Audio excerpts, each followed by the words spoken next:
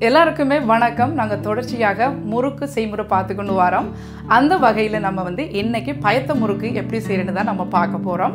இது முழுக்க கடையில் வாங்கின ரெடிமேட் மாவை வச்சு தான் நம்ம செய்ய போகிறோம்.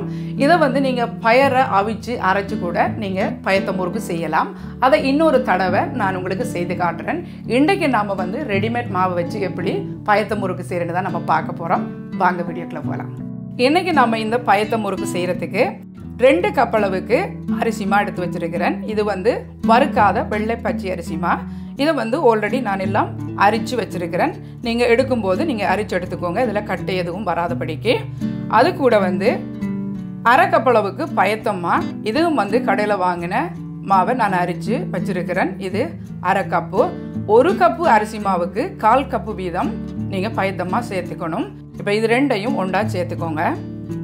இப்போ இந்த பயத்த முறுக்கு சுவைக்காக இதில் 3/4 டீஸ்பூன் அளவுக்கு உப்பு,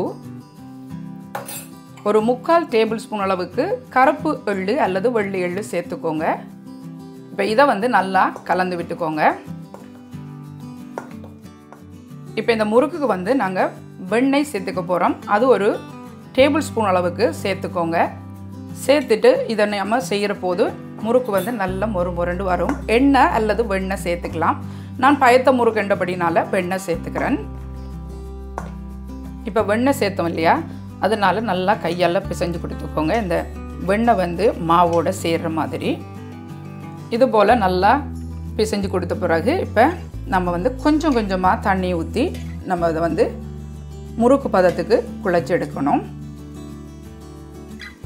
இந்த மாவை நல்லா நீங்கள் குழைக்கிற போது நல்லா கசக்கி குழைச்சா தான் உங்களுக்கு முறுக்குக்கு நல்ல பதமாக வரும். இந்த மா இது ஒரு 3-5 நிமிஷம் இது போல் குழைச்சி எடுத்துக்கோங்க. இப்போ பாருங்கள், இதுதான் முறுக்குக்கு சரியான பதம். இது ரொம்ப மா ஹார்டாக இருக்கக்கூடாது, அதே வேளையில் நல்லா தளதளப்பாகவும் இருக்கக்கூடாது. இந்த மாதிரி இருக்கணும். இப்போ மா குழைச்சாச்சு பாருங்கள், எவ்வளோ சாஃப்டாக இருக்குது. இதுதான் சரியான பதம். இப்போ நாம் உரலுக்கு எண்ணெய் போட்டுடலாம்.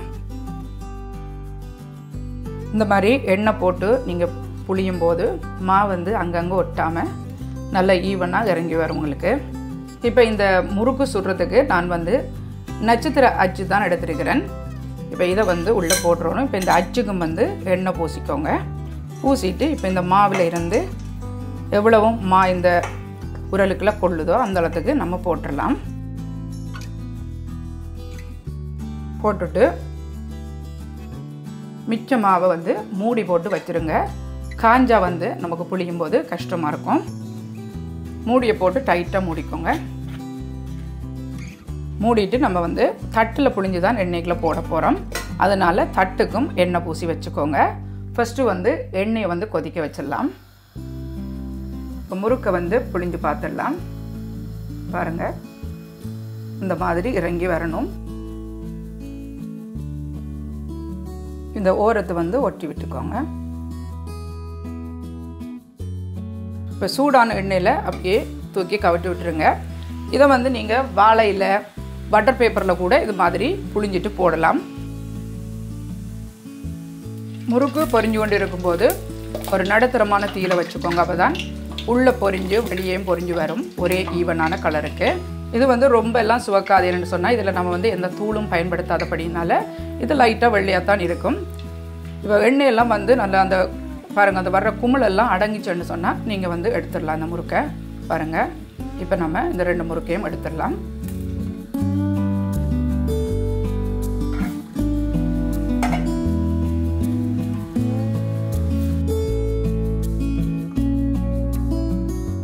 ஓகே நண்பர்களே, சுலபமான முறையில் எப்படி பயத்த முறுக்கு செய்கிறேன்னு இந்த வீடியோவில் நம்ம பார்த்துருக்குறோம்.